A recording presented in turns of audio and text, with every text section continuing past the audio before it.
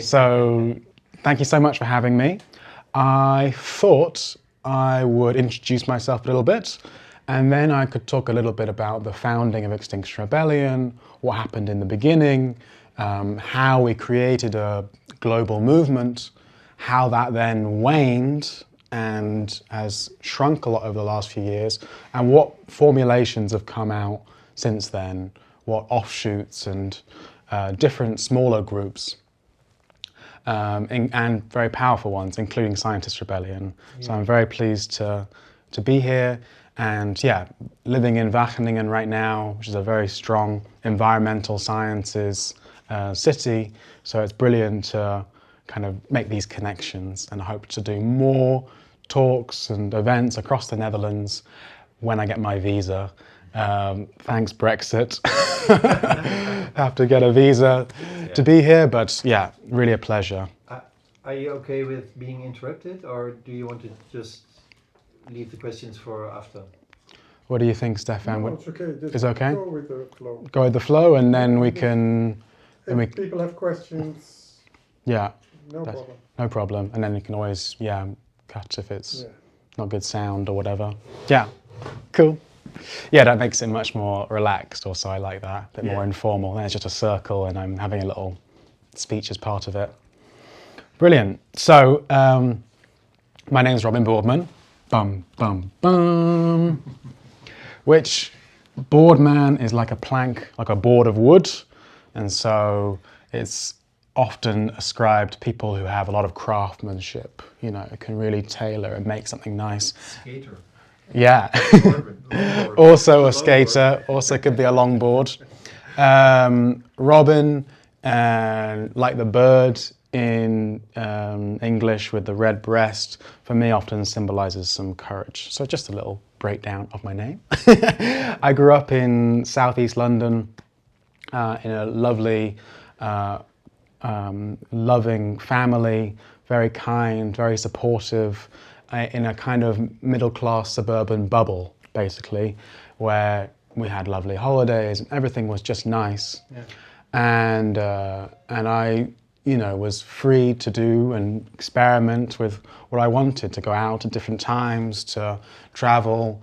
And it was only then going to university that I kind of moved out of that bubble and started to volunteer, helping out in small projects, retirement homes, drug policy, think tank policy. And I started to see more of the reality of the world, kind of stepping out of this comfortable bubble and seeing actually that there's a lot of people who are hurting right now, a lot of people who are vulnerable in our society. And despite all my individual action, all the individual acts I was taking in these volunteer groups, it didn't seem to be improving. In fact, things seemed to be getting worse. In fact, the system itself seemed to be almost capitalizing on how vulnerable these people were, and almost, subjecting them to difficult lives, which I found very hard at the time and led me at the end of my first year of university in the University of Bristol into my first bout of depression. I couldn't understand why there was so much pain and suffering in the world. So this took me that summer into the university library, of all places, to try and find out, how can I change things? What are people thinking? What are the scholars saying about how to change things? And I was studying modern languages, Spanish, Portuguese, and I'd been looking at some linguistics, and through that I'd recently found Noam Chomsky, influential academic on linguistics and on politics, libertarian socialism, protests, Occupy movement, and I found his works really inspiring. So from that, I started to look more broadly into, individual action, me just being an individual volunteer helping out in a few places, is limited. The next step is, how can I join some kind of community, some kind of broader group of people who are doing something about this? So I, found some references in the back of one of his books. I was most worried about climate breakdown, what that meant for my future, all the ideas of this kind of world I was creating whilst I was studying, all the studying was actually going towards a world that wouldn't exist. It'd be totally changed from everything I imagined. Thank you. So this kind of, made me want to focus particularly on climate breakdown. And I got involved in a few groups that I found online. The first was not far from where I grew up in Croydon, a Friends of the Earth group. Friends of the Earth has been a long-standing environmental group. So I went along thinking, okay, finally there's other people who could share my concerns. It was me and 3 other people, and they were mainly looking, they'd all been part of the group for a decade, and I was the one new person, and they were mainly looking at how to do a film screening about bees. And they'd made a flyer for this bee film, and I looked at it and I was like, I could feel my hands shaking with this kind of, at the back of my mind, the kind of reason why I was here, climate breakdown, existential dread, worldwide collapse. And I couldn't even read this flyer. It was so poorly made.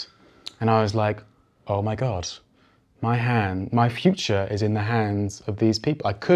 It was like great people doing what they can, but it was not enough. And so then I became a bit more, desperate to go further afield. Okay, maybe Croydon, maybe South London isn't the place to find these answers. I delved deeper into the internet. I looked at maybe something more in my field, so students, universities, and I found a group called People and Planet, which are a fantastic kind of radical activism group. And when I was looking at their website, it said, gathering of students in Manchester, and I looked, this sounds great, and it was, tomorrow. So I packed everything I could. It was a camping in a field in Manchester, and growing up in South London, I had never camped. I had no exposure really to nature, so I just went in my jeans and t-shirt, didn't even take a jumper, no tent, no nothing, but they were beautifully lovely about it. And there I met around 50 people, other students, young people, speakers, who were so passionate about changing the world, who were also so caring about one another, who would sit around a fire and sing a song in the evening and give a workshop on our legal rights during the day. What can you do and what can you not do? And then during that, I learned that I could have a book in a police cell, for instance. That was part of my right. I thought, oh my God, thank God for that. What would I do without the book? So this was a beautiful way for me to start to meet some more people. There were some from my university. And on the 4th night of this gathering in the summer field of Manchester, a kind of awkward, gangly, tall, older man kind of said, excuse me, I'm sorry to interrupt your dinner. I'm a bit late, but my name's Roger, and I'm here to give a talk about how to get your university to divest from fossil fuels from their pension fund in 6 weeks. And so I was like, well, firstly, you're so late. And then I was kind of curious, in 6 weeks, all the talks I've been part of for 4 days with these students, they've been planning, campaigning for years to change their divestment policies at their schools and universities, and had been meeting with the board members, and it had been back and forth, and most of them were struggling. And here was a guy saying 6 weeks. So it kind of felt too good to be true, but I thought, I'll give him a try. And so after dinner, I went along to Roger Hallam's talk and met him for the first time. We would later go on to help co-found Extinction Rebellion together, but this was my first experience. And the way he described his campaign was that he was studying at King's College in London, and he had been an organic farmer for around 15, 20 years. Okay, he was much older than you, huh? Yes, he's about 40 years older than me. So he was a peace activist when he was a teenager, went to prison several times, dropped out of the London School of Economics, quite a prestigious university, to focus on that, and then decided that I actually wanted to take a step back from the kind of city protest world and be an organic farmer, which he did for 20 years and established a decent business out of it. Then in one day in 2013, his farm in South Wales had 6 weeks of constant rain, unprecedented heavy rainfall, and it destroyed all of his crop. And he lost about £100,000 worth of crop, and it totally destroyed his business. And as he was kind of trying to understand, well, he partly knew that this was because of the changes in the climate in the UK. It's not just about getting warmer, as you scientists all well know. It drastically changes the levels of rainfall, frost. And so he decided to ditch.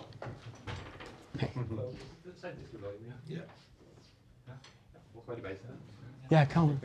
Hey. Hey. Hey, very welcome. Hey. Hey. Welcome. I'm just giving a little talk, so you're welcome to tune on in, and then we can do questions and chat and have some food.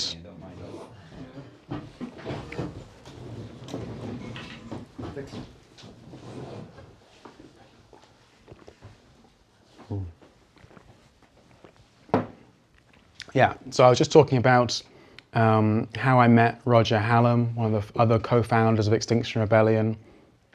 He gave a talk in a student gathering that I was at, and he was an organic farmer who lost all of his crop one year because of unprecedented rainfall, largely attributed to the changes in our climate. So he then decided to drop everything he was doing as a farmer and go back to London and try and do a PhD in understanding the dynamics of social change. How can we, rapidly change our society to deal with climate collapse? And as a kind of organic intellectual, as he likes to call it, he wanted to not just study how the change happened, but also proactively organize the campaigns that could help experiment and make it happen. And one of his groundbreaking and award-winning research papers was on how to organize political or activist-style meetings in such a way that people left feeling much more engaged. The traditional political talks at that time were, you have 3 or 4 speakers who talk for 45 minutes, and then you have a Q&A for 15 minutes, and then everyone leaves. And when he did a study of people who went along to those meetings, he found they were 20% engaged when they left. Really not a lot. So he tried to redesign it based on social science kind of participation principles. What if we had one speaker who talks for 10 minutes, then 5 minutes of you guys talk in a pair, you talk in a 3, you break out, have a more of assembly format, and let people express themselves more rather than just, be a participant or an observer. Yeah, one-way communication. Exactly, to try and break down the one-way communication. Yeah. And so they tried this format, and people left after the poll feeling 80% engaged. Massive turnaround. So he used this as the basis of organizing one of the first successful rent strikes among students, organizing delivery courier workers to also go on strike for better pay, and then decided to move on to his own university, King's College London, to try and get them to divest their £2 million in pension fund investments, to try and divest that out of fossil fuels. The 2 million was in fossil fuels. The funds themselves are gigantic. And so he had kind of heard from the students that were organizing over the last few years around this, and it was a kind of, the usual back and forth. Oh, we talked to the board member. They say, oh, you're so right for looking at this. We'll review this in a year's time on our next paper. That comes around. They kick it back another year. By then, all the active students who've been working on it have also left, and it gets kicked into the long grass. And he just said, look, let's start a new group. Let's totally change the plan. Let's have these participatory talks, and then let's just go out straight away afterwards and do some kind of direct action. Let's spray paint little dots just on the walls outside the university, kind of surreal. What do these dots mean? What are these people doing? And handing out flyers. Then kind of taking it a step further, spray painting inside the historic building to say, you know, King's College must divest. And this caused a huge stir, you know, as direct action does. The disruption creates a kind of drama. The human experience, we feed off drama. We love, you know, people want to hear more about it. The university decided to respond very heavily and sent an email out to all of its students saying, we condemn this graffiti action. What they didn't realize they'd done by emailing tens of thousands of students is they then raised the profile of the campaign group itself. They raised the profile of the issue, which is that they had, despite having climate and ecological professors and grants, they were still investing in fossil fuels. They were kind But of... it was put on the agenda, so to say. Yes. Yeah. They were starting to put it on the agenda. Yeah. So, yeah, the email sparked a kind of 1 or 2% of people who read it and thought, actually, you know what? Great. Good for them. And they got in touch with the campaign group, and it grew and it grew. And Roger then decided that one way to really challenge the kind of neoliberal university structure was to challenge its kind of image. You know, again, really trying to highlight the contrast between, you know, a liberal-looking university that says, oh, we're investing in climate, we've got these climate professors, whilst at the same time investing in fossil fuels. That kind of, that dichotomy, hypocrisy. Yeah. How can we highlight that and show them? And so he went on hunger strike for what became 2 weeks, and which got quite a lot of press around it. A student was sitting outside the university every day, not eating, because of the university's investments in fossil fuels, which triggered many more people getting involved in the campaign, led to him meeting with the Vice-Chancellor of the university, and the Vice-Chancellor saying to him there and then, you know, after 6 weeks of this campaign existing, we will divest from fossil fuels.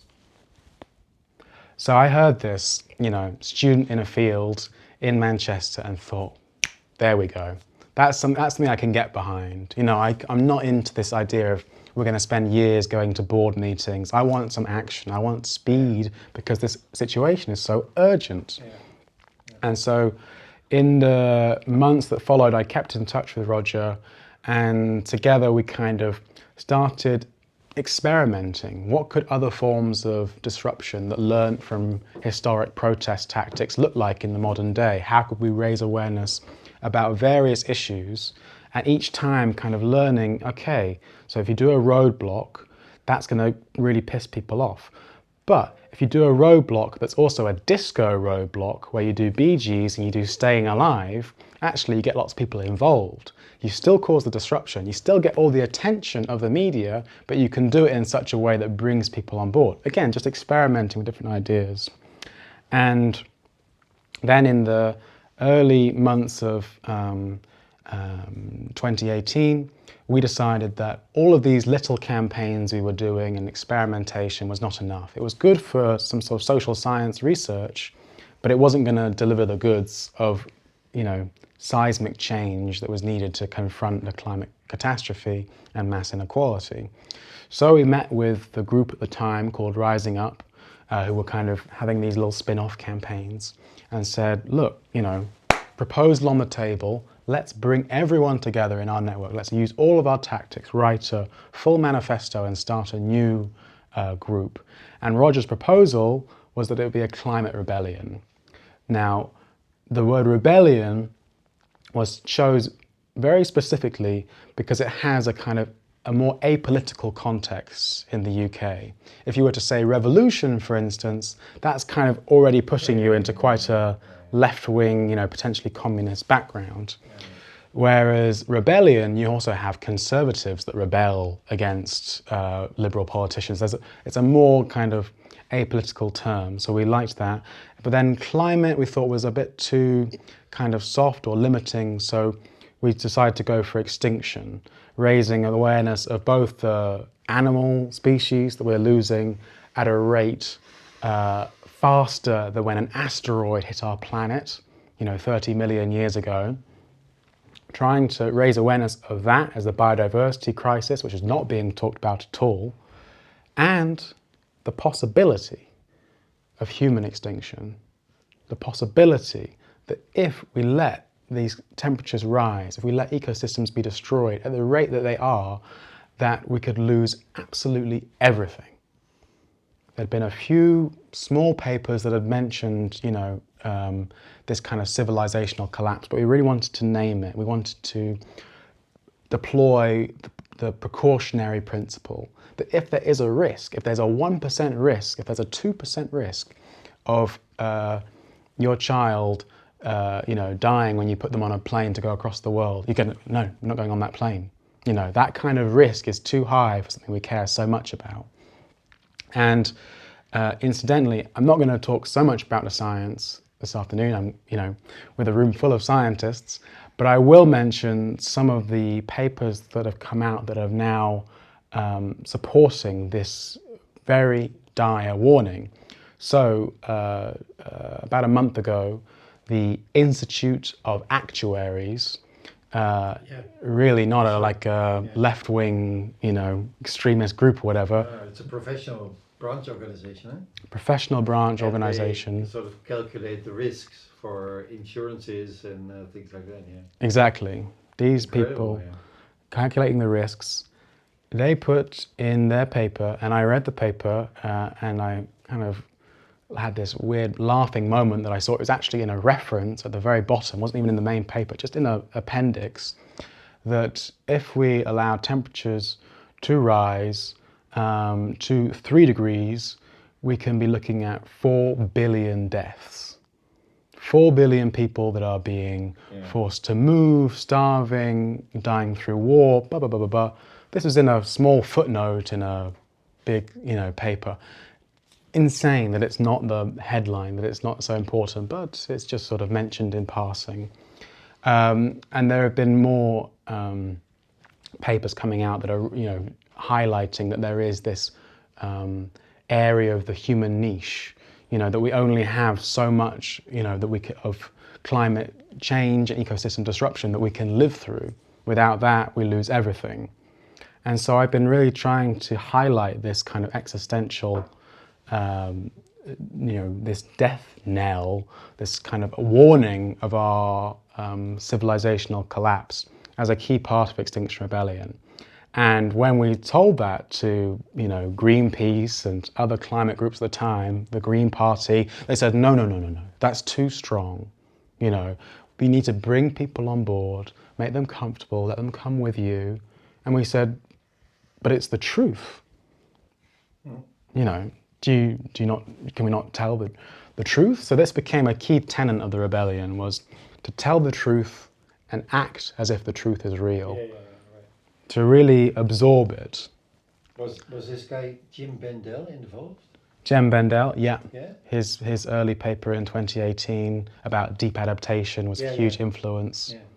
Yeah. Touch with him, and we all have been since the beginning.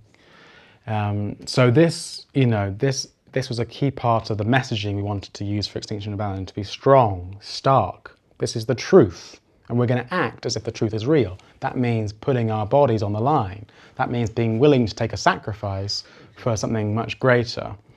And so we, in the build-up to saying we were going to declare rebellion, I was the person that first read out the Declaration of Rebellion in 2018 in Parliament Square on a beautiful day in my suit and tie, In a suit and tie. In a suit and tie, oh yeah. I like to see that. We wanted to declare rebellion, but we still had sort of 6 months before that. So Roger and I, the way he likes to tell it, is that we split up the country. He was to take the east, I was to take the west, and just go around and give talks to tell people and to talk and let them talk also, crucially, about the existential threat and what we're going to do about it. heading for extinction and what we're going to do about it was the talk. And it was massively exciting to see people coming together who were kind of moving away from the Greenpeace or other smaller groups at the time to say, look, they're not doing enough. And these were small meetings, right? So we thought, okay, if we build these together, we'll have maybe 100, 150 people in Parliament Square in 2018. In fact, we had 1,000 people. And one of the key reasons for that was because one of the journalists, George Monbiot, for The Guardian, wrote an article about fracking where he hyperlinked, so important, had a hyperlink to the Facebook event for the rebellion in his article.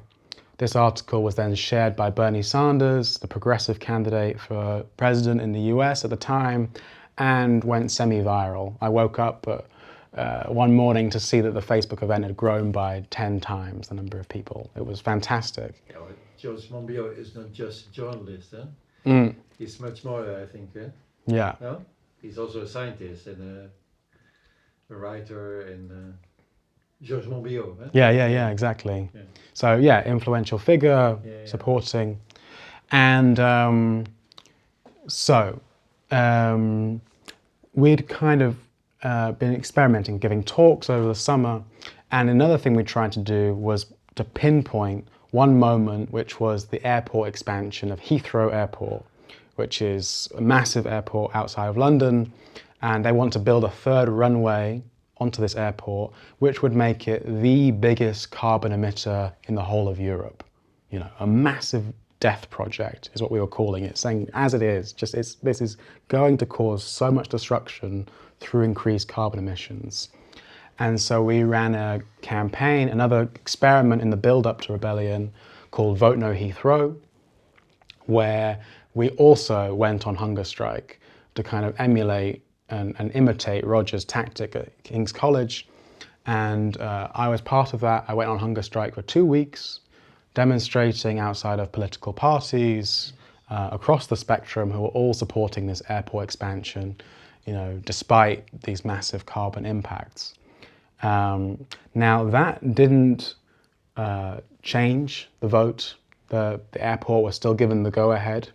But what it did change was the language that people were using to talk about the airport expansion. Suddenly, climate became a much bigger part of the equation. The BBC did a short documentary series about my personal journey with the hunger strike. And The Guardian afterwards said, we are no longer using climate change as a phrase. We're going to say climate emergency. This came from our crisis. This came from our particular moment. So, all of this build up, 1,000 people in Parliament Square, bigger than we were expecting. How do we manage all of this? We say, okay, we're going to do an even bigger one in 2 weeks' time, because we knew that you have to act on these moments of whirlwind, we call them in social movements. When everyone's talking about it, when everyone's out, you have to have another thing to go to next, otherwise it can all dissipate very quickly. And at the same time, the IPCC report came out in 2018 that showed that we need to halve carbon emissions by 2030 if we're going to stand any chance of staying under 2 degrees. So this was a few other David Attenborough documentaries had come out. Greta Thunberg was doing the school strike. Suddenly things were starting to click. Yeah. And 2 weeks later, we had thousands of people blocking the 5 main bridges in London. Yeah. And that was the signature movement, taking those bridges. It went viral, particularly on Reddit, interestingly enough.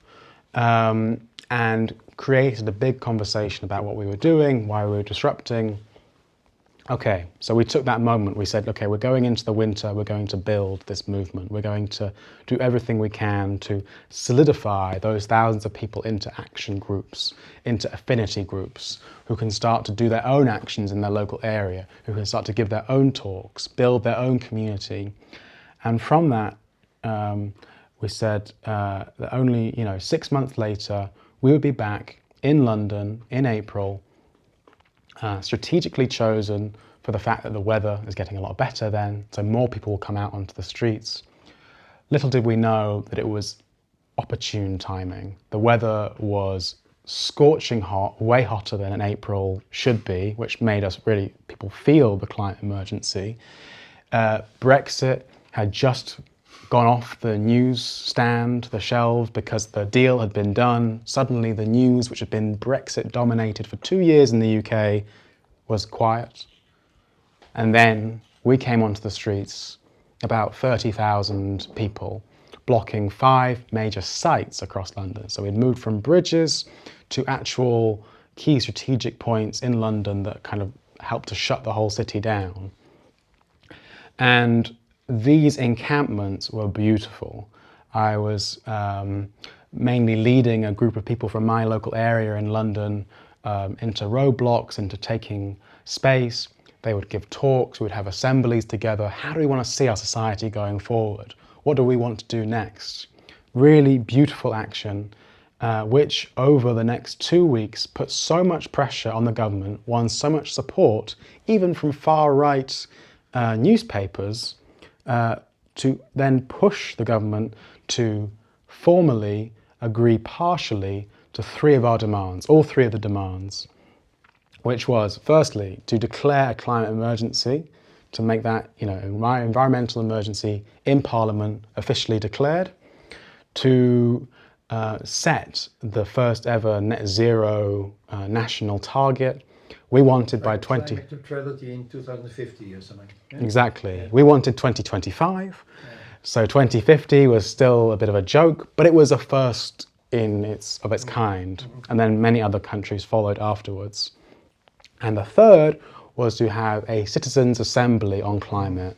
This is like the revolution inside the rebellion, to put people in power who are selected by sortition, the random lottery of people, to give them expert advice and let them decide and look at how policy goes forward, rather than the existing elite of politicians who are massively influenced by lobbyists, corporate lobbyists, fossil fuel lobbyists, and to kind of break the dynamics of politics. And they agreed to that. There was a citizens' assembly, the first of its kind in the UK, on climate, though again, an impartial, a partial win of our demand, because it was only to advise the government. It didn't have any formal power, which is what we wanted. But again, a step. It got citizens' assemblies kind of on the framework. This was then a huge moment of victory for us. We saw this kind of honeymoon phase, which is common in social movements, to come after a moment of whirlwind. Thousands of people joining, lots of donations. It spread across the whole world, including here in the Netherlands. A lot of that came from this particular trigger point. Suddenly we're in 70 countries, suddenly we're writing books. It became like, okay, we have a real chance here of changing things. In the next rebellion we'd organised for October, things started to change. The weather was awful. It rained the whole time.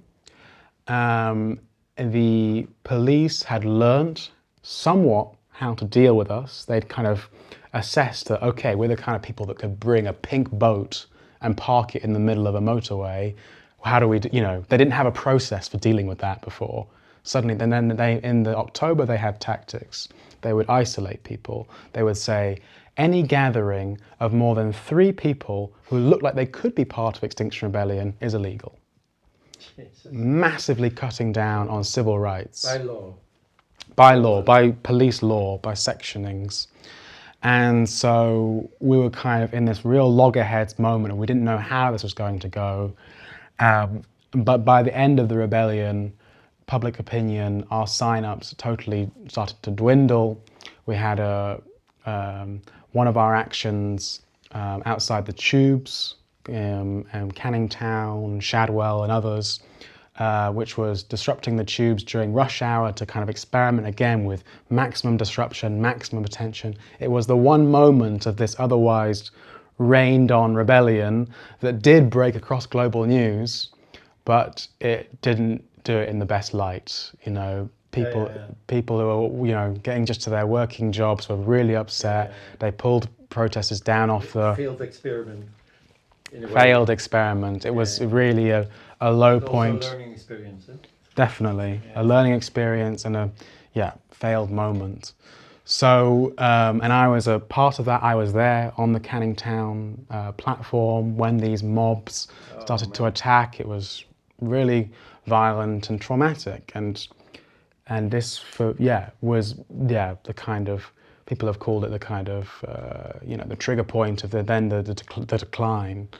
So we kind of looked at, okay, how do we bring the movement back together? How do we recreate some of the success? And just as we were planning the next rebellion, thinking, okay, we've learned so much, we can reflect, the pandemic hit. And all across the world, the Extinction Rebellion groups lost their strongest force, which is their community, the sense of just being able to get together to chat. And and sadly, personally, I got COVID very badly in May 2020. I was bedbound for about a month. I couldn't get to my local park for 3 months. I had the long COVID. And I grew up with asthma, living in South London. I was of better than average health, but at the time, they couldn't even take me into the hospital because it was so full. Oh, shit. So I was, really in a dark place, and I still struggle with chronic migraines and fatigue from that, days, 4 years, 5 years later. So I went out of the movement entirely for several years to try and recover from this painful illness. Meanwhile, the movement massively fragmented. The kind of original co-founders, original leadership was frowned upon as being too power heavy. Relationships were torn because it was so based online. And suddenly the whole project was starting to fall apart. We were losing massive energy. From that, some spin-offs emerged. Insulate Britain, looking at the project of insulation across the whole of the UK as a key point, blocking motorways to raise awareness on it, did push it into the Labour manifesto, and then when they came into power, made it officially law. Then from that, Just Stop Oil also emerged, also started by Roger, partly, and others, to look at, how can we stop the extraction of new oil and gas in the North Sea of the UK. This was their big demand. We can see the imagery also spread across the world. They used they were more focused, rather than the mass numbers which we'd lost in the pandemic, they tried to focus on how can very small groups of people make a huge news splash. So we had Phoebe and Anna who threw a can of soup at the Van Gogh painting in the National Gallery, seen all across the world. Lots of kind of cultural protests to raise awareness, and they were much more disliked than Extinction Rebellion because of this. They weren't seen as so legitimate. They were much more disliked. They were more compared to XR. As compared to XR, yeah, they were seen less favourably, and there were many more incidents of passers-by who were actually attacking them, cars that were driving into them whilst they did marches, very severe. Though, again, to come back to their original demand, no new oil and gas extraction in the North Sea, again, Labour, whilst dismissing these as economic terrorists and, we won't have any of that, they did put it into their manifesto, no new oil and gas extraction in the North Sea. And now that they're in power, the demand has been won. These stories of our movements aren't always told so well by the major media, our victories. So it's really important that we hold on to them. Can I ask a question? Please. No, actually I didn't realize Just Stop Oil is kind of an XR brand in a way, or it comes out of the same. A spin-off, yeah. Spin-off. Many of the similar people. I'm curious because in XR the non-violence is so central. So how is it possible that, I support the painting actions, but how is it possible that the same organization in a way also promotes more violent or more? Well, the argument was that Extinction Rebellion, when we say non-violence, property destruction comes into that equation. So our establishment of non-violence is that actually it's violence against people. It's causing the violence to people. And interestingly, it's a very philosophical debate, to say what is violence or non-violence. But what we really wanted to focus on was actually how is the public going to perceive this action? Are they going to see it as violent or non-violent? So in Extinction Rebellion, when we challenged some of the major banks, for instance, a group of women walked calmly up to the bank, and in the honour of the suffragette women who came before them, who fought for their rights, they took out beautifully coloured hammers and they did a single symbolic crack on the glass. So still property damage, still what some might perceive as violence in the kind of objective sense of like you're putting a hammer to a glass, but in the way it's portrayed, in the kind of lineage behind it, it made it appear much more non-violent. So that's what we tried to really focus on. And Just Stop Oil has similar non-violent policies and do a lot of training, in fact, as the civil rights movements did before us, to prepare for when people attack you or if someone might, who's very against you, how to keep calm, how to stay, how to de-escalate in those situations. So they did have some success, but were massively disliked, which meant that policy, which was designed by a so-called think tank, I was saying I'd call them more of a junk tank because they do no thinking whatsoever. They're just funded by fossil fuel lobbyists and arms companies. This group called Policy Exchange, which called me an extremist in 2019, then said, okay, government, it's time you do something about this, and drafted a law to criminalise Extinction Rebellion and other similar types of protest, with a maximum of 10 years in prison for doing so. So this left Just Stop Oil, who were the main direct action group then in the UK, very vulnerable. At that time, Extinction Rebellion was kind of becoming a lot quieter, focusing on smaller projects, lost its kind of initial impetus. But Just Stop Oil had done a series of blockades at airports, oil refineries. And so in July last year, we saw some of the first sentencing come out of this act that the think junk tank had formulated. And some, like Roger, were given up to 5 years prison sentences for conspiring, organising, thinking about the blockading of motorways. The M1, no? Like the M25, blocking motorways, oil refineries. Yeah, it's they were trying to challenge this fossil fuel infrastructure, but the new law criminalised that entirely. So they were given these huge prison sentences, which was an outrage in the UK amongst the sort of liberal scene. How could non-violent, peaceful protesters be given prison sentences that were larger than those of the far-right riots, who were actually throwing Molotov cocktails at migrant housing and destroying cars and hitting police officers? These non-violent protesters outside oil refineries were getting larger sentences. Insane. So this is that was about 8 months ago, and so they've been in prison since, and my work since has been more campaigning on getting those people free and raising awareness of their imprisonment. Yeah. Is this new legislation, does it play a large role, you think, in reactivating the crowd after COVID, the Extinction Rebellion crowd? It did. We had a coalition of groups come together, feminists and others, who saw this bill, this anti-protest bill, as being devastating. We were called Kill the Bill, simple kind of coalition title, and did do some demonstrations, did raise the kind of crowd numbers again slightly, but not enough to stop it, and sadly didn't stop it, and then became enforced. So yes, these were the 16 then, 16 Just Stop Oil protesters who were given these huge prison sentences, and I've actually got a voice note. Sorry? You escaped. Yeah, no, I haven't been so in the direct action for a while. Yeah. but I have a voice note from one of them I wanted to share with you all. Mm. But my speaker maybe has gone.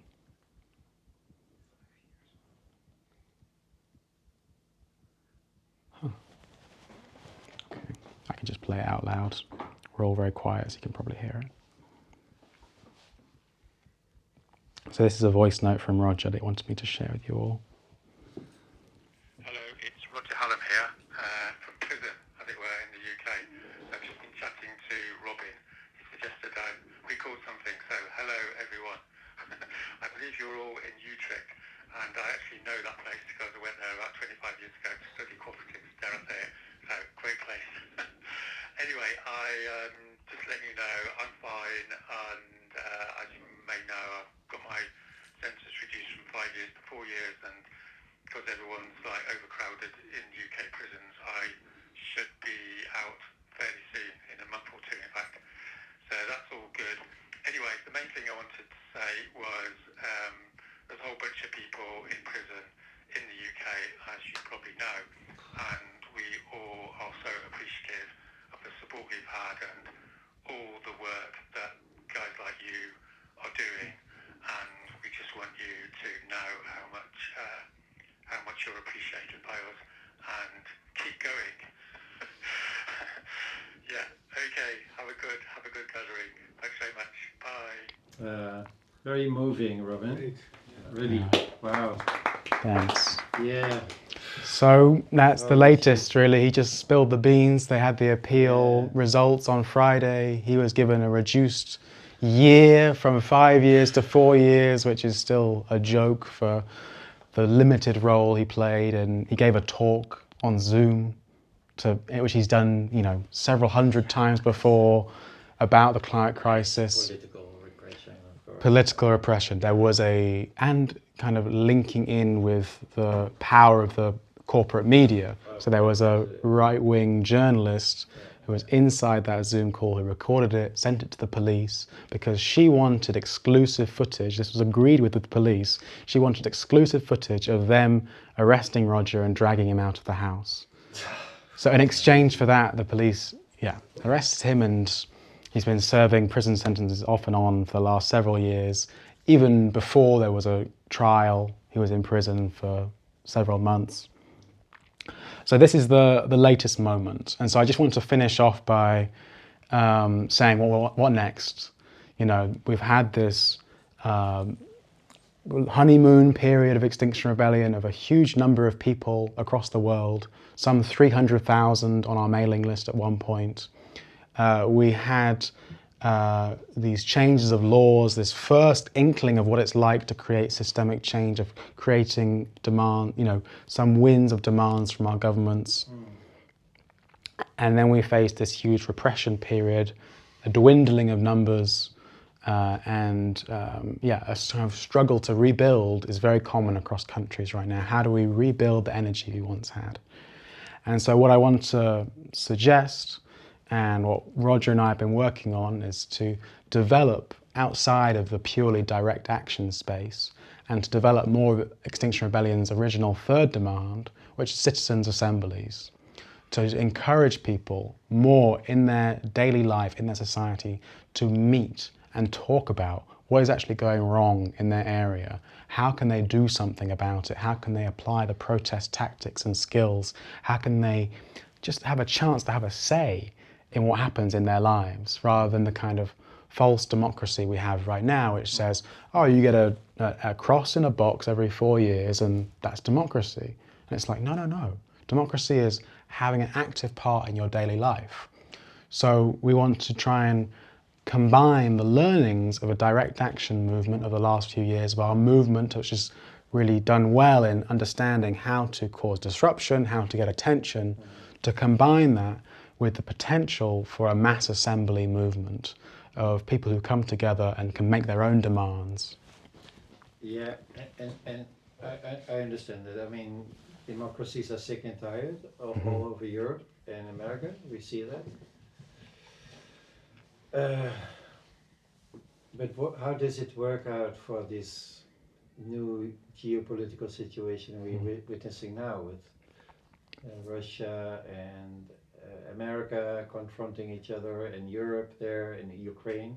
How what do you think?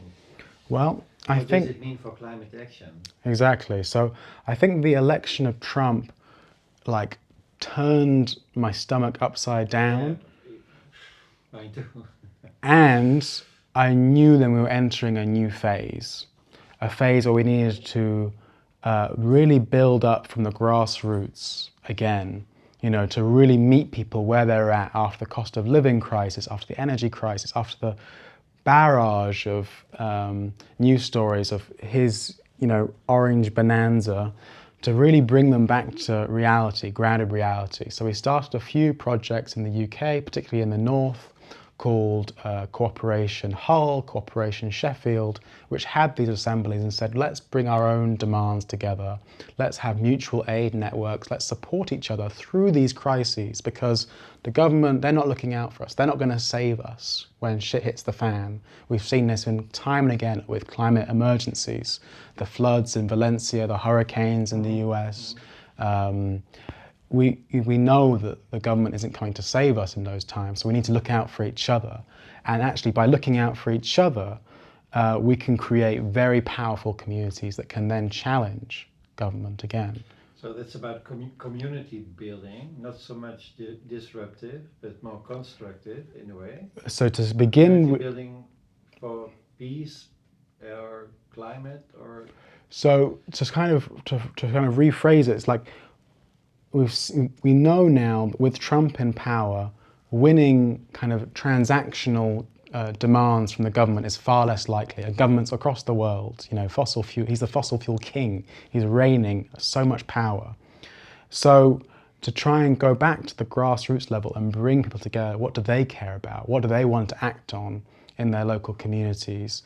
And what we find is actually lots of people do care about climate, and they care about local topics that directly affect climate. How can we preserve our local natural spaces? How can we look after each other with good, healthy, organic food? All of these things have come in, and so these networks have been starting to build, Cooperation Hull and others, experimenting with assemblies, building the solidarity, which then can use the direct action skills we've acquired over the last few years with a mass number of people rebuilt from a community level to effectively challenge power. Because right now we don't have those numbers. And meeting people where they're at, having these day-to-day dialogues, breaking down the kind of isolation and atomization of the neoliberal regime of, we all separate into our own houses, we don't have a say on things, to bring us all back together and make those happen. So we tried this also with the UK elections. We had a snap election in July, and one of our groups, sister group to Just Stop Oil, is called Assemble.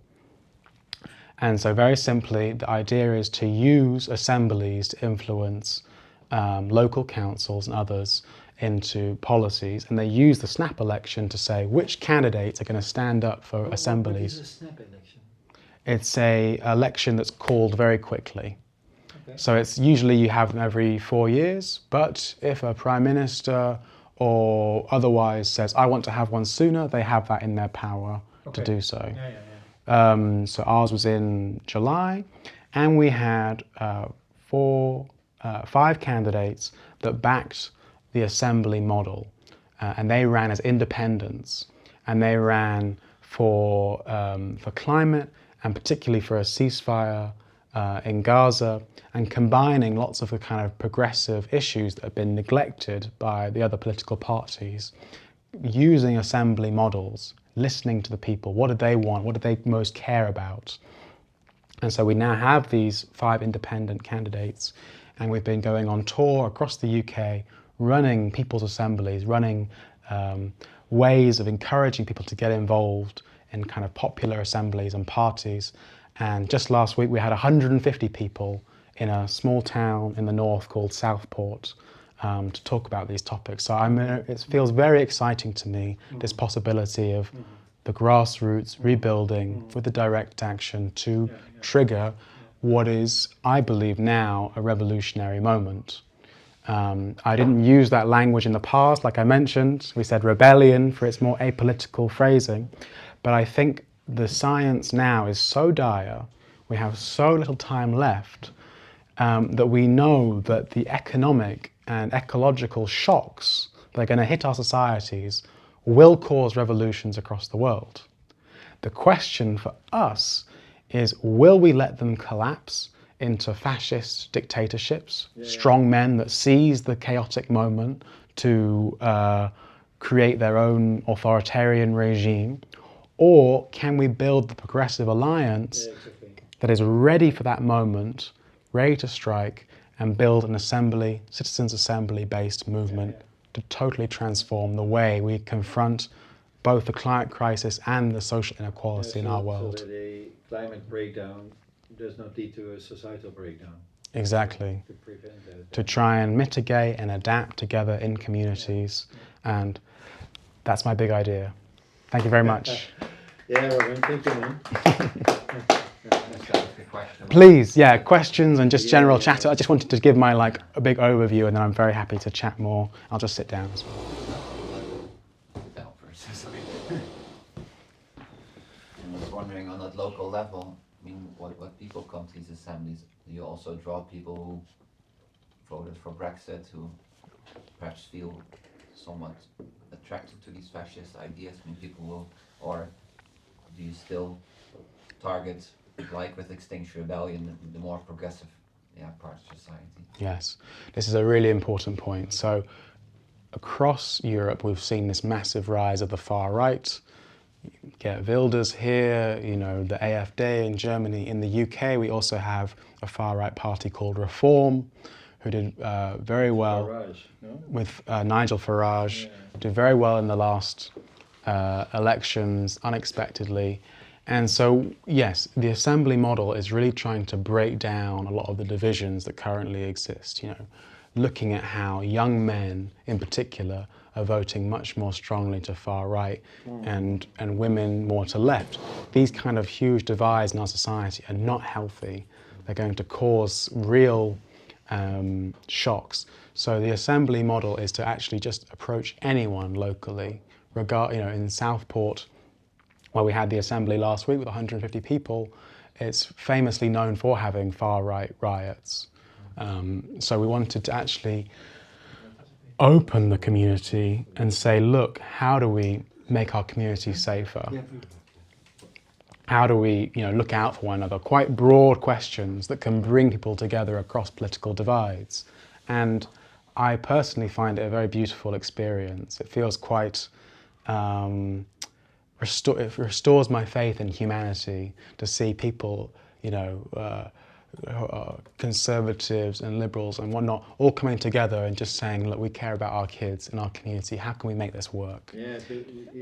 But what if people then, someone then brings up migrants and say, well, this is all right, your story, but but we have to shut the borders. I mean, we have to protect our people. I mean, you're right, we have to protect our people, but how do you deal with those kind of issues? We open the dialogue. We say this, there isn't some sort of, cancel culture of, oh, no, you can't talk about that. It's like, no, this is a real topic, a real issue in our society. What are your worries? Yeah, what are your worries? What are you concerned about? I've held a banner, with Extinction Rebellion, blocking a road with a conservative voter who told me that she was scared for her grandchildren because of climate collapse, and she was scared about the mass migration of people that's going to happen as a result of climate breakdown, which is a very real, fact that's going to happen.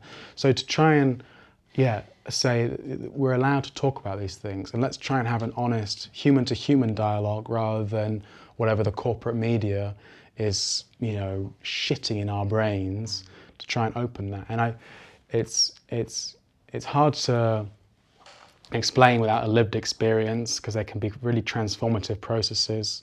Citizens' assemblies, people were asked afterwards how they rated it as an experience, what would they say? And lots of people, I think over 90%, said it was one of the top experiences of their life. To really have a say in what was happening, to really engage with other people. And so I really recommend a Netflix film about this called Best of Enemies, which then looked at using an assembly to try and bring together the Black Power activists and the KKK in the far right kind Is of it white. a documentary or what? It's Is a it a film? it's a film. It's Okay, a film. Sounds interesting. And it's based on a real story, bringing those groups and the rest of the society, but these kind of particularly these looking at these polarized groups, bring them together in an assembly, and spoiler alert, they produce more progressive results. Yeah. And that's what we see across the board with assemblies, is that yes, you'll have people from all across the political spectrum, but when they get together and they're actually allowed to talk, they'll come out with more progressive results. Yeah, to deconstruct this polarization also. Huh? Exactly, trying to break down the kind of social media divides and bubbles. Yeah, it has a lot of potential there. Also, latest elections in the Netherlands for parliament, a few days after in Rotterdam, a venue organized, a gathering between people who voted for Wilders and other, I don't know, all kinds of people. It was also one of the most moving, gatherings I've been part of. Everyone just, kind of expressed what they were concerned about, voted for, without judgment and without much debate. And that rarely happens, that people who vote, far right, I don't know, and people who vote left or progressive, just, I don't know, to talk to each other what they're concerned about. Exactly, I find, human level. it's a really beautiful experience, and we kind of lean into common values, free speech, let's let each other talk, let's allow these, let's let these conversations happen and see, because we've found that, people in power don't like that. They don't like what comes out of these results. And so to have a chance to really communicate and, as you say, debate on a topic and not just shout at each other is fantastic. Yeah. You mentioned it before in another conversation we had, that you were looking at the whole thing, you were connecting the dots at some point.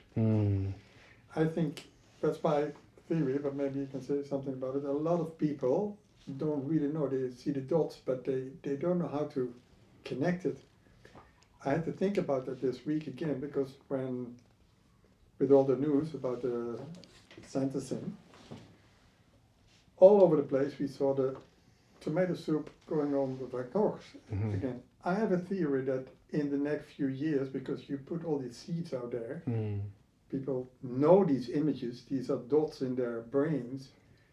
At some point they will be struck by climate disaster or whatever, and they will realize, oh, now I understand why they put the soup. Now I connect the dots. And then suddenly the whole structure becomes more clear for people. And I think we have to anticipate on that moment of connecting the dots. Yes. What do you think about that? Exactly. I think the progressive movement has failed to really tell a new story when these key moments of shock hit society. So, for instance, the 2008 economic crash, the financial crash. This was a huge moment to actually say, look, we're against the bankers who have put us into this mess. How do we bail out the people who are suffering? And instead, the exact opposite happened. Occupy, in a way, Exactly, was part of telling that story, but the general progressive movement wasn't ready to tell what does that look like for going forward. So I think we need to be ready for these climate and ecological shocks when they come, as they will, in increasing numbers, to be there to tell a new story, a new way of coming together. It's been beautiful. I've been doing it over the last year, emergency calls, Zoom calls, with people who are affected by hurricanes Milton, which hit Florida, with the Valencia floods, which killed thousands, hundreds, and just destroyed thousands of homes, to hear people. What do you want? How do we act together? How do we build these mutual aid networks? That was often the result. And you would have, in Valencia we had a motorbike gang and the local vegans coming together to make their own mutual action network plan. It was just like, pinch yourself beautiful moment, because in times of crisis, there are also opportunities. There are opportunities to tell these new stories, to build collaborations. And so the way Roger describes it in his usual crude kind of way is that there's going to be an ecological 9/11. You know, there's going to be a moment where the whole global narrative, things are going to be shifting, and we need to be ready and building assemblies to be able to say, look, we're here for it. We're here to have a revolution, to change our That's a society. hopeful message. In Holland, it's already started because we have a coffee crisis. There's empty shelves of coffee, and then if you touch Dutch people's coffee, then you get this 9/11 moment. Totally, yeah. Food, the kind of bread and butter issues are big motivators, big changes. And also, of course, the Netherlands, flooding, raised sea levels. You know, there will be huge shocks coming. And But it's, the Occupy 2008, I think Obama missed a chance to really change something. So he needed the movement. Actually, he didn't have the movement to back him up. I think that is something that we have to anticipate it. exactly. There's nobody against. Everybody's on the same boat. Yeah. So eventually we have to help tip the whole thing. And so people in power need to make the right decisions, need this movement. Yes, I think that's so important for the whole of politics as it goes forward, is not just looking at, you know, oh, which politicians speak so nice and, you know, has all the charm that Obama has, but which politicians have a mass movement of people behind them who are backing them. This was Bernie Sanders in 2016 in the US, who had so many volunteers that I worked with, that if the election if the build-up to the election had gone on for 6 more weeks, they think they could have knocked on every single door in the US. They had so many people who were joining and getting motivated. The same happened with Jeremy Corbyn in the UK, a mass movement behind a progressive candidate.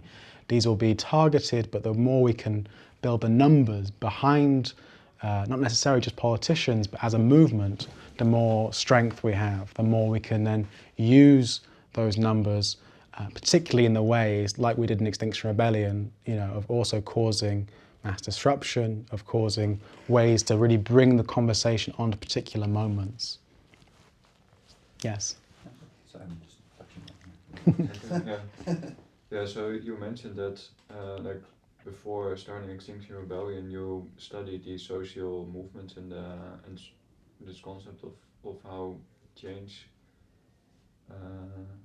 how you build change. And I think we often compare to the civil rights movement in the US, but that didn't sort of dissolve in the end, because in the end their demands were met, and I think Extinction Rebellion was at some point super big and then decreased a bit.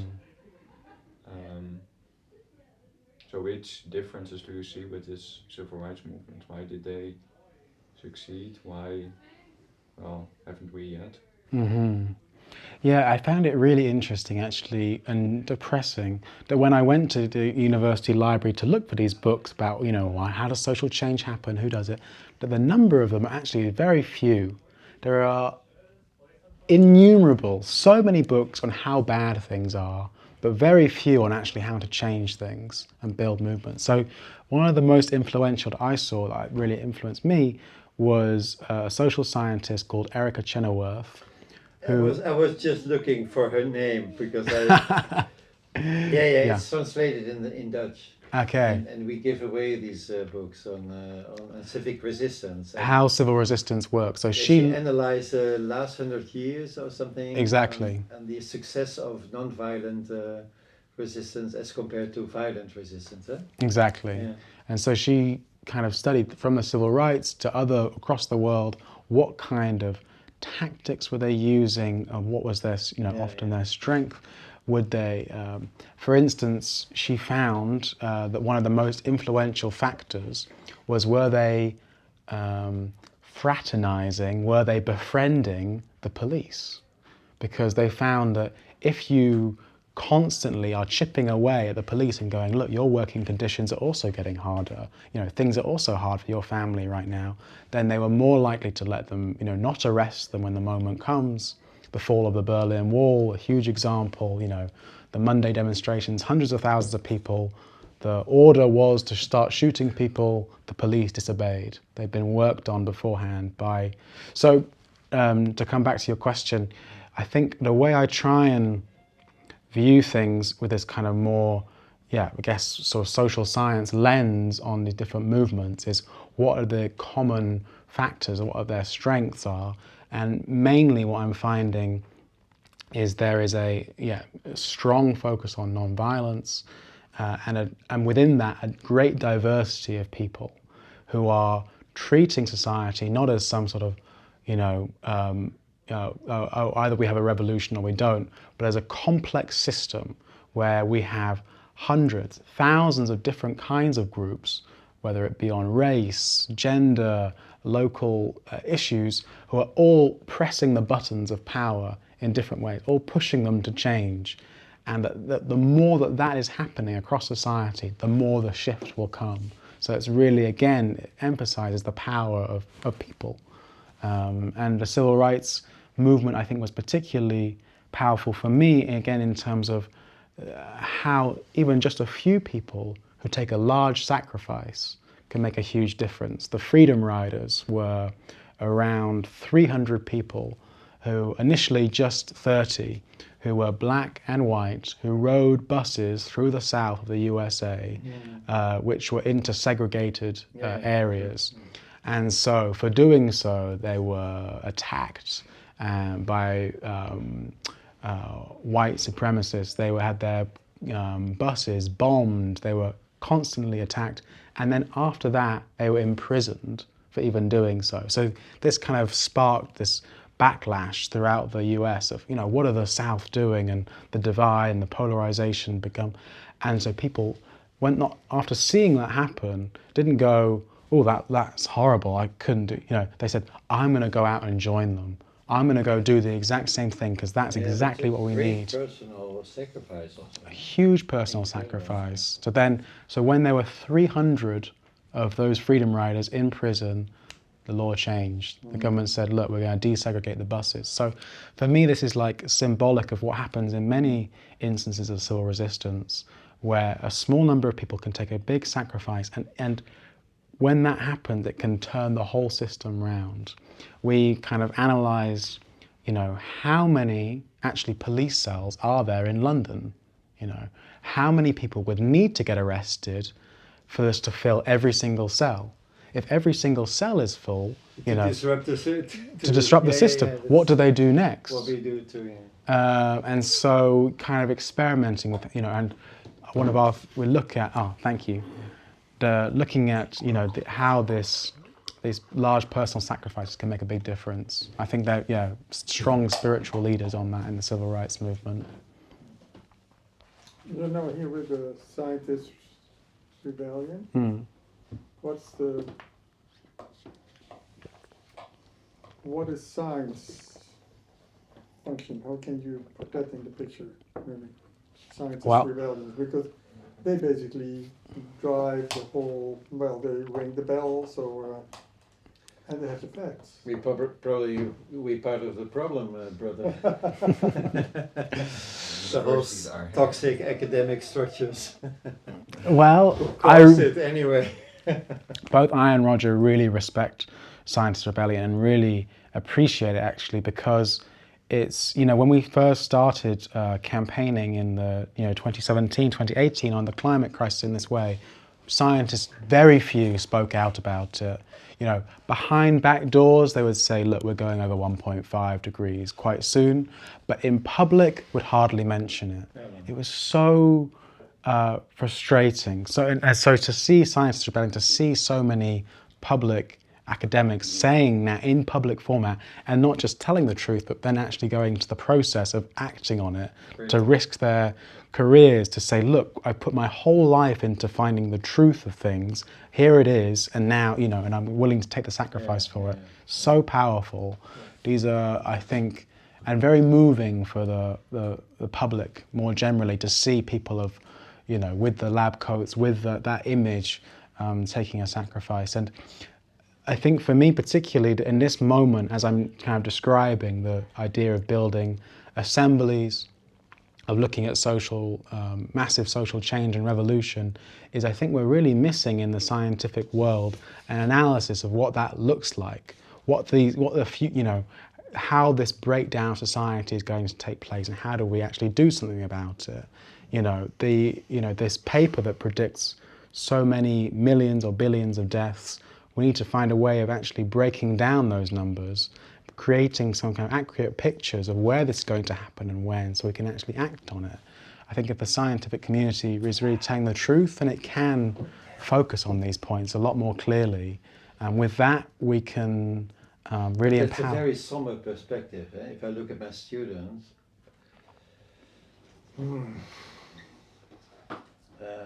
I want to give them a kind of action perspective as well. How they can redesign their future in a more positive way, in terms of not just not eating meat, not traveling, not this, not this, but what does it deliver for you in terms of happiness or clean air or another bond, another relationship with nature, or it's hard. I mean, drawing a very bleak future is not very attractive for young people, is it? What for me is important is we talk a lot about climate justice, and I say we need personal connections to people in the global south who are more affected by climate change than we are. And yeah, so I have these contacts to Kenya, to Nairobi, where there was a big flood last year, and 20,000 people lost their homes. And yet to build up solidarity and also learn from their struggles. They were protesting against the government. They were the complete government retired, only the head of the government not. And there was a bad law, and it was withdrawn. And many people are killed also. Many 20 or whatever, less than in Palestine or whatever. But yeah, I think this is important, and nowadays you can do that, with video call, chat. You can keep direct contacts, and I think this helps us to learn what might happen here a little bit later, and it might also help them if we can support them.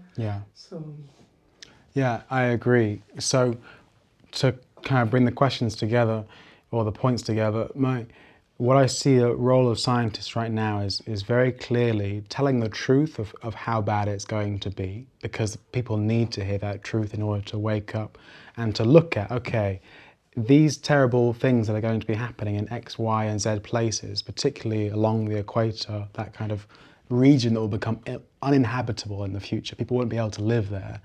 How do we adapt and support these areas? How do we build climate adaptation and resilience models? I think that can be quite a positive connection to people to the global south in our communities. And yes, the message is, what we're saying is so bleak, and I don't think that's a reason to not say it, because we've seen that actually telling the truth, whilst it might miss lots of people, can mobilize a very small percentage to go, this is the truth. How can we mobilize people on that message?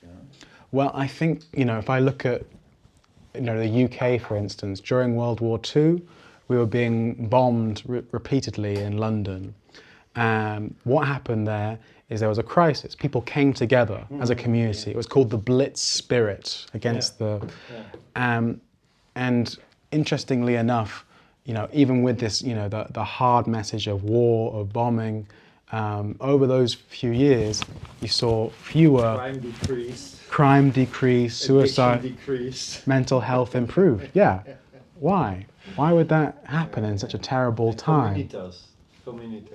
because people came together in community. That's really I think for me, what I find the thing that keeps me going in this work is to constantly be in community, constantly supporting each other and what we can do. Yeah, do the last two, and then I think I have to go, sadly. Yeah. So I feel a bit of a conflict because on the one hand there's this important thing of community building, right? And trying to get your movement as big as possible. On the other hand, we also, like, if you block a road, you're not going to be super popular usually. So on the other hand, there's this thing also with this freedom riders, like first, before they got what they demanded, they first had to be, I don't know, be in prison, their buses set on fires, attacked. So how do you sort of distinguish between the two, right? Between doing something that's just inherently not popular and trying to get your movement bigger. Yeah, I think Martin Luther King had a great phrase when he said, unjust laws must be challenged. And so they were really looking directly, the freedom riders who were challenging that particular law about the buses, which is very powerful. I think where some of the climate movement and our tactic of roadblocks has lost their strength is when they seem kind of random. They just appear in cities. How are they connected to concrete change? And so actually being able to target some of the fossil fuel infrastructure, making that clear. Yeah, that's key. Blocking the A12, for instance, between these particular ministry, and I think it's interesting how, for me, I've looked at so many different social movements who have used roadblocks, and it, again, very much depends on the image. Are there thousands of people, colourful, looking like this is a popular thing, we want this to happen, versus, 12 sort of miserable people with a banner that says we're fucked. It's like it's not gonna bring people in the same way. And it's really interesting to keep in touch with people in Serbia right now who also had these massive protest demonstrations, also blocked roads, en masse motorways, blocked train stations, like we did in Extinction Rebellion, that kind of death knell moment for us when we all fell downhill. For them, they blocked train stations with huge flags, and it was like a party, The tactic sometimes, the disruption creates the attention. I think we have to pay really a lot of care then into what that moment looks like. How do we bring people with us? How do we, like I did in Bristol, block a road and have a disco, and say, this point where we're blocking, a sign, this has the highest air pollution in Bristol. That was Disobedience. Disobedience, exactly. I think it's powerful. I mean, personally, I love the Emma. I love the Emma Goldman quote. If I can't dance to it, it's not my revolution. We've got to be able to enjoy this moment because of all the challenges we mentioned. Word, Rowan. Thank you. I think we had one more. Do you have a question? No, you can go. I avoid ask questions. Okay, well, maybe I'm curious about the opposite of disobedience, which is, I think as things go more dire, there will be some, I don't know, probably a climate murder at some point.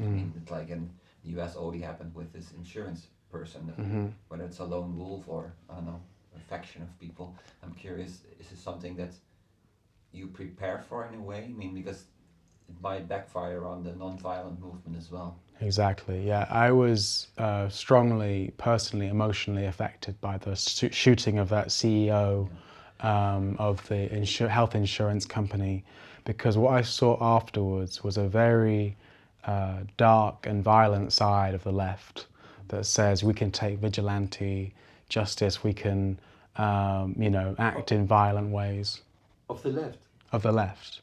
Who even in the Netherlands, actually, I had chats with people in Extinction Rebellion Netherlands, so I said, look, using the frame of the guillotine, of, taking this is not the Extinction Rebellion look and stuff, because what that can lead to is highly unsuccessful, violent, isolated, macho kind of tactics, masked up.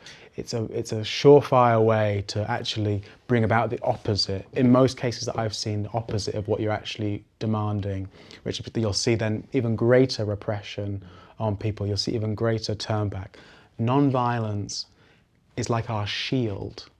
You know, as long as we have that, we have the moral protection, you know, of what we're doing is right. People can't, but as soon as violence enters the equation, you lose that power and that shield and can be very strongly repressed. So I've been really trying to have those conversations to, you know, where does the non-violent, because I am seeing it, factions splitting off, even in the climate movement now, who are saying, look, we're going to go undercover, anonymous, you know, and it's a you know, and attack But it's things. understandable. It's understandable. Totally. It's totally understandable. And also historically, I mean, yeah, you know these discussions. I mean, Martin Luther King may have been successful, but also because he had this violent, prone Malcolm X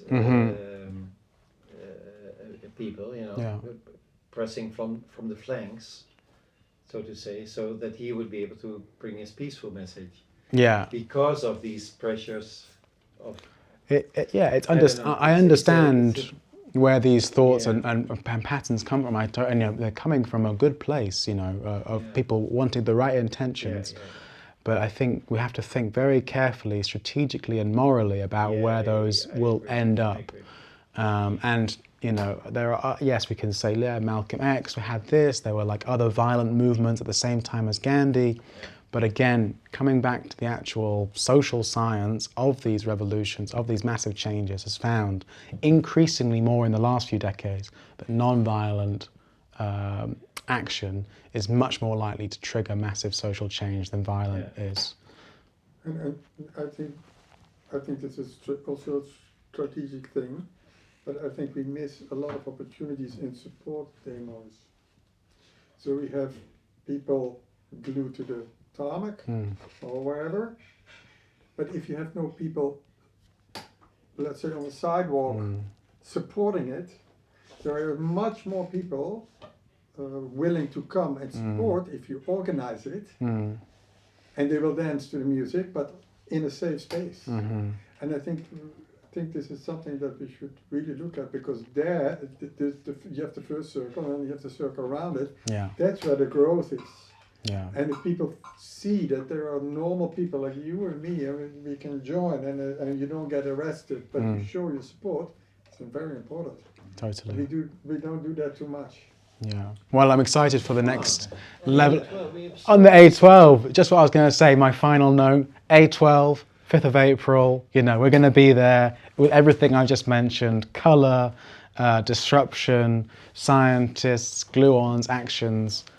Really excited to hopefully see some of you there. Thank you so much. Yeah, Thank you. Very welcome.